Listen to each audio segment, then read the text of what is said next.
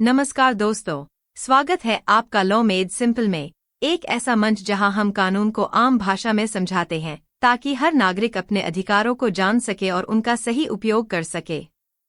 आज हम बात करेंगे एक बेहद संवेदनशील और जरूरी विषय पर, भारत में तलाक की प्रक्रिया।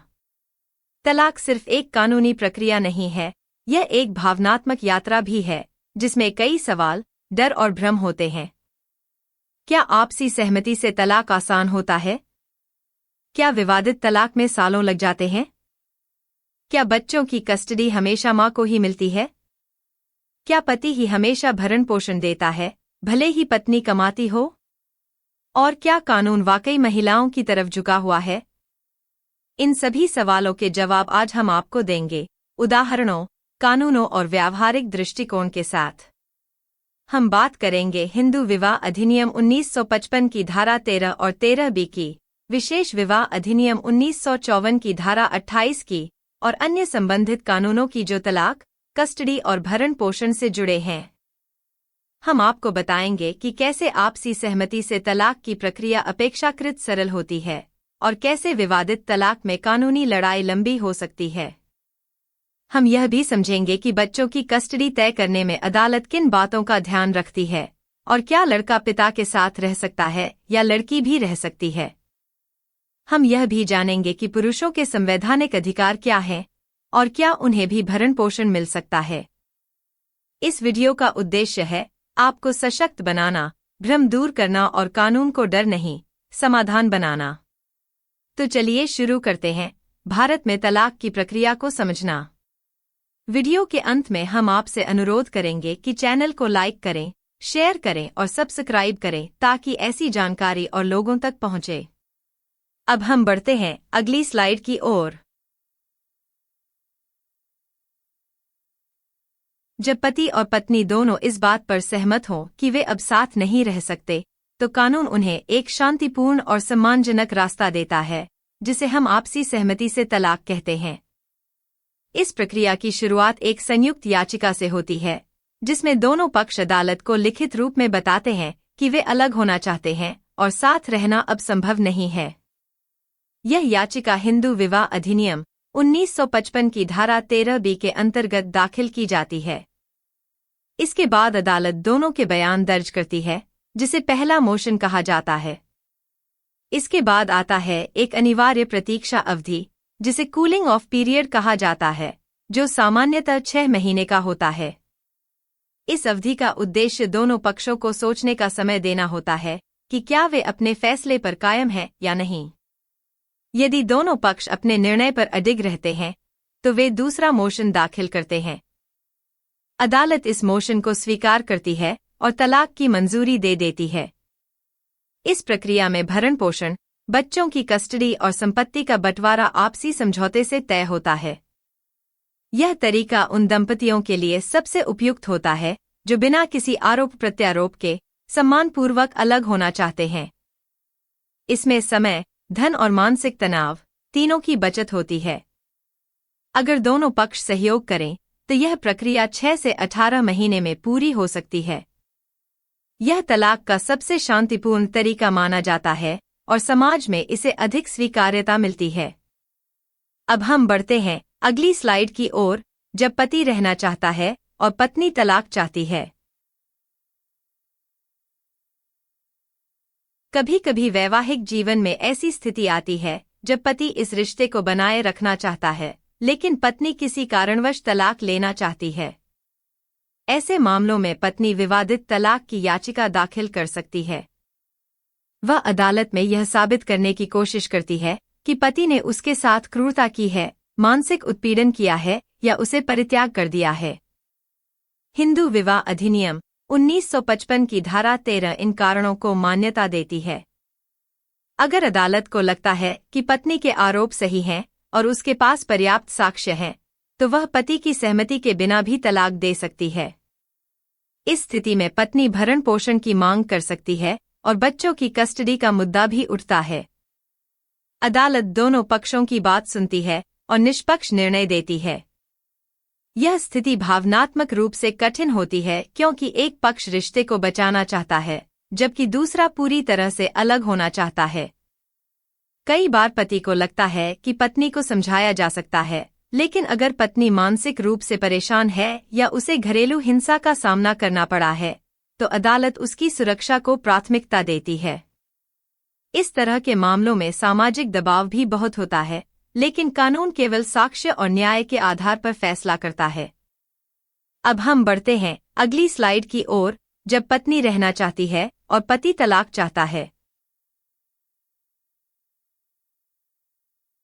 इस स्थिति में पति को लगता है कि अब साथ रहना असंभव है, जबकि पत्नी इस रिश्ते को बनाए रखना चाहती है। पति विवादित तलाक की याचिका दाखिल करता है और अदालत में यह साबित करने की कोशिश करता है कि पत्नी ने व्यभिचार किया है, उसे छोड़ दिया है या मानसिक रूप से अस्थिर है। हिंदू विवाह अधिनियम की धारा 13 इन कारणों को कानूनी रूप से स्वीकार करती है। अगर अदालत को लगता है कि पति के आरोप सही हैं और उसके पास पर्याप्त साक्ष्य हैं, तो वह पत्नी की सहमति के बिना भी तलाक दे सकती है। इस स्थिति में पत्नी भरण पोषण की मांग कर सकती है, भले ही वह साथ रहना चाहती हो। बच्चों की कस्टडी पर भी विवाद हो सकता है, जिसे अदालत तय करती है। यह स्थिति तब आती है जब पति को लगता है कि संबंध अब असहनीय हो गए हैं। अदालत दोनों पक्षों की बात सुनती है और साक्ष्यों के आधार पर निष्पक्ष निर्णय देती है। कई बार पत्नी को लगता है कि पति का निर्णय जल्दबाजी में लिया गया है, लेकिन अगर पति मानसिक उत्पीड़न या धोखे का शिकार हुआ है, तो अदालत उसकी बात को गंभीरता से लेती है। ऐसे मामलों में भावनात्मक तनाव बहुत अधिक होता है और परिवार के अन्य सदस्य भी प्रभावित होते हैं। अब हम बढ़ते हैं अगली स्लाइड की ओर, जब पत्नी या पति का अफेयर हो।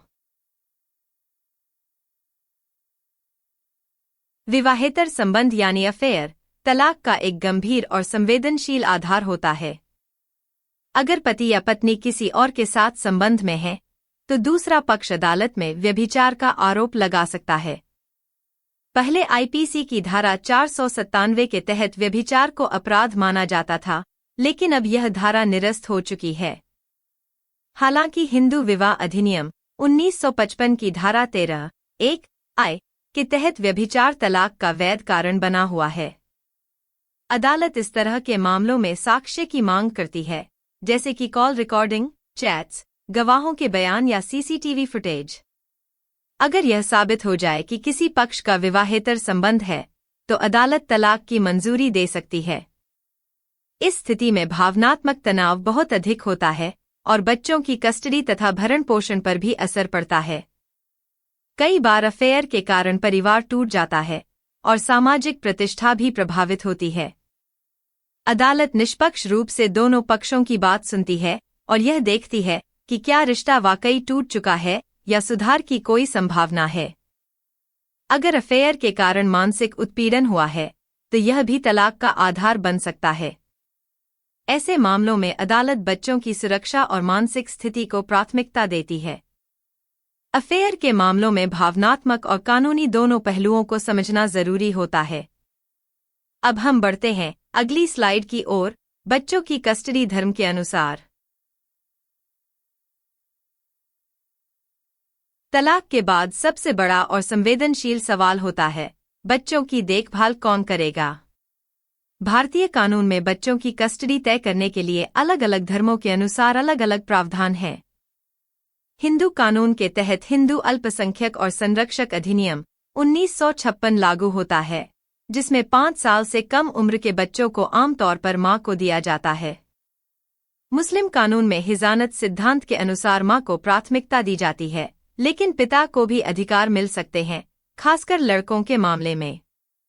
ईसाई कानून में भारतीय तलाक अधिनियम 1869 लागू होता है, जिसमें अदालत बच्चे के हित को सर्वोपरि मानती है।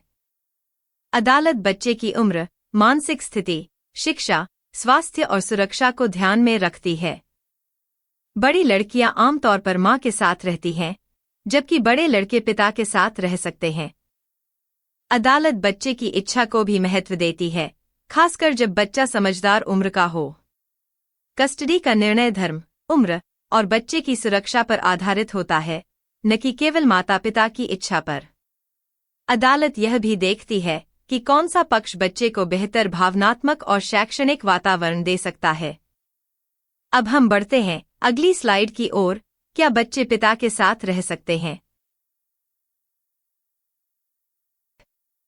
कई बार यह सवाल उठता है कि क्या तलाक के बाद बच्चे पिता के साथ रह सकते हैं? इसका जवाब है हाँ, लेकिन यह बच्चे की उम्र, मानसिक स्थिति और पिता की देखभाल क्षमता पर निर्भर करता है। लड़का अगर बड़ा है और पिता की आर्थिक स्थिति अच्छी है, तो अदालत उसे पिता के पास भेज सकती है। लड़की को आमतौर पर मां को दिया जाता है, लेकिन अपवाद संभव हैं। संरक्षक और वार्ड अधिनियम 1890 के तहत अदालत यह तय करती है कि बच्चे के लिए कौन सा वातावरण बेहतर है। अदालत संयुक्त कस्टडी का विकल्प भी देती है, जिसमें बच्चा दोनों के साथ समय बिताता है। यह व्यवस्था तब अपनाई जाती है जब दोनों माता-पिता बच्चे की देखभाल में सक्रिय भूमिका निभाना चाहते हैं। अदालत बच्चे की शिक्षा, स्वास्थ्य, भावनात्मक सुरक्षा और सामाजिक वातावरण को प्राथमिकता देती है। अगर पिता अकेले बच्चे की देखभाल करने में सक्षम हैं, तो अदालत उन्हें कस्टडी दे सकती है। यह निर्णय पूरी तरह से बच्चे के हित पर आधारित होता है, न कि लिंग या पारिवारिक भूमिका पर। अब हम बढ़ते हैं अगली स्लाइड की ओर। पति ही क्यों देता है भरण पोषण? भरण पोषण का उद्देश्य है कि तलाक के बाद कोई पक्ष आर्थिक रूप से असहाय न रहे। आमतौर पर देखा गया है कि पति को ही भरण पोषण देना पड़ता है, लेकिन यह हमेशा सही नहीं होता। हिंदू विवाह अधिनियम की धारा 24 और 25 तथा बीएनएस 2023 की धारा 144 इसके लिए लागू होती है। अगर पत्नी कमाने वाली है लेकिन उसकी आय पति से कम है, तो वह भरण पोषण मांग सकती है। वहीं अगर पति बेरोजगार है और पत्नी की आय अधिक है, तो पति भी भरण पोषण मांग सकता है। हालांकि ऐसे मामले कम होते हैं, क्योंकि सामाजिक धारणाएं पुरुषों को आर्थिक रूप से सक्षम मानती हैं। अदालत दोनों पक्षों की आय, खर्च, जीवन शैली और बच्चों की जिम्मेदारी को देखकर निर्णय देती है। भरण पोषण लिंग निरपेक्ष होना चाहिए, लेकिन व्यवहार में ऐसा हमेशा नहीं होता। कई बार पत्नी भले ही अच्छी नौकरी में हो, फिर भी उसे भरण पोषण मिलता है। यह असंतुलन कानून में नहीं, बल्कि सामाजिक सोच में है। अदालत अब ऐसे मामलों में निष्पक्षता बरत रही है और पुरुषों के अधिकारों को भी मान्यता दे रही है। अब हम बढ़ते हैं अगली स्लाइड की ओर। क्या कानून और समाज महिलाओं की तरफ झुकते हैं? यह एक बहुत ही आम सवाल है। क्या कानून और समाज महिलाओं की तरफ झुकते हैं, भले ही पुरुष सही हो? ऐतिहासिक रूप से महिलाओं को कमजोर माना गया है, इसलिए संविधान में उनके लिए विशेष प्रावधान दिए गए हैं। अनुच्छेद 15(3) महिलाओं को विशेष अधिकार देता है ताकि उन्हें बराबरी का अवसर मिल सके। लेकिन इसका मतलब यह नहीं है कि पुरुषों के अधिकार कम हैं। अदालतें अब निष्पक्षता की ओर बढ़ रही हैं और साक्ष्य के आधार पर निर्णय देती हैं, न कि लिंग के आधार पर। कई बार पुरुषों को झूठे आरोपों का सामना करना पड़ता है, जैसे घरेलू हिंसा या दहेज के मामले। ऐसे में उन्हें कानूनी सुरक्षा मिलनी चाहिए। समाज में भी यह धारणा बदलनी चाहिए कि पुरुष हमेशा गलत होते हैं। कानून लिंग निरपेक्ष है, लेकिन सामाजिक सोच कई बार पक्षपाती हो जाती है। हमें यह समझना होगा कि न्याय केवल महिलाओं के लिए नहीं, बल्कि सभी के लिए है। अब हम बढ़ते हैं अगली स्लाइड की ओर। पुरुषों और महिलाओं के संवैधानिक अधिकार। भारत का संविधान सभी नागरिकों को समान अधिकार देता है, चाहे वे पुरुष हों या महिला। अनुच्छेद 14 समानता का अधिकार देता है, जो कहता है कि कानून की नज़र में सभी बराबर हैं। अनुच्छेद 15(1) लिंग के आधार पर भेदभाव को निषिद्ध करता है, जबकि अनुच्छेद 15(3) महिलाओं के लिए विशेष प्रावधान की अनुमति देता है। अनुच्छेद 16 रोजगार में समान अवसर की बात करता है। अनुच्छेद 39(d) समान वेतन की गारंटी देता है। अनुच्छेद 51(e) नागरिकों को महिलाओं की गरिमा का सम्मान करने की जिम्मेदारी देता है।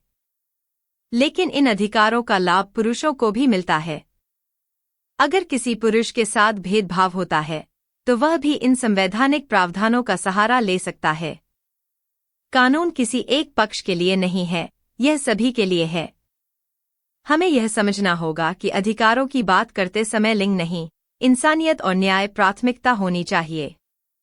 अब हम बढ़ते हैं अंतिम स्लाइड की ओर, निष्कर्ष और लॉ मेड सिंपल का संदेश। तो दोस्तों, आज हमने विस्तार से जाना कि भारत में तलाक की प्रक्रिया कैसे काम करती है, चाहे वह आपसी सहमति से हो या विवादित तरीके से। हमने समझा कि आपसी सहमति से तलाक अपेक्षाकृत सरल और सम्मानजनक होता है, जबकि विवादित तलाक में कानूनी लड़ाई लंबी और भावनात्मक रूप से चुनौतीपूर्ण हो सकती है।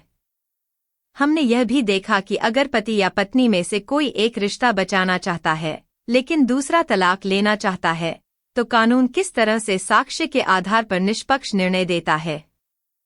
अफेयर जैसे संवेदनशील मुद्दों पर भी अदालत का दृष्टिकोण स्पष्ट है। साक्ष्य और बच्चे के हित सर्वोपरि होते हैं। बच्चों की कस्टडी धर्म, उम्र और मानसिक स्थिति के आधार पर तय होती है और अदालत यह सुनिश्चित करती है कि बच्चे को सुरक्षित और स्थिर वातावरण मिले। हमने यह भी जाना कि भरण पोषण केवल पति की जिम्मेदारी नहीं है। अगर पत्नी कमाने वाली है और पति आर्थिक रूप से कमजोर है तो वह भी सहायता मांग सकता है। यह समझना जरूरी है कि कानून लिंग निरपेक्ष है, लेकिन सामाजिक धारणाएं कई बार पुरुषों के खिलाफ होती हैं। संविधान सभी नागरिकों को समान अधिकार देता है, चाहे वे पुरुष हों या महिला। अनुच्छेद 14, 15, 16 और 39 जैसे प्रावधान हमें यह याद दिलाते हैं कि न्याय सबके लिए है। लॉ मेड सिंपल का उद्देश्य यही है, आपको सशक्त बनाना, भ्रम दूर करना और कानून को डर नहीं, समाधान बनाना। अगर आपको यह वीडियो उपयोगी लगा हो तो कृपया इसे लाइक करें, शेयर करें और हमारे चैनल लॉ मेड सिंपल को सब्सक्राइब करें ताकि ऐसी जानकारी और लोगों तक पहुंचे। अब हम इस विषय को यहीं समाप्त करते हैं, लेकिन आपकी जागरूकता की यात्रा यहीं नहीं रुकती।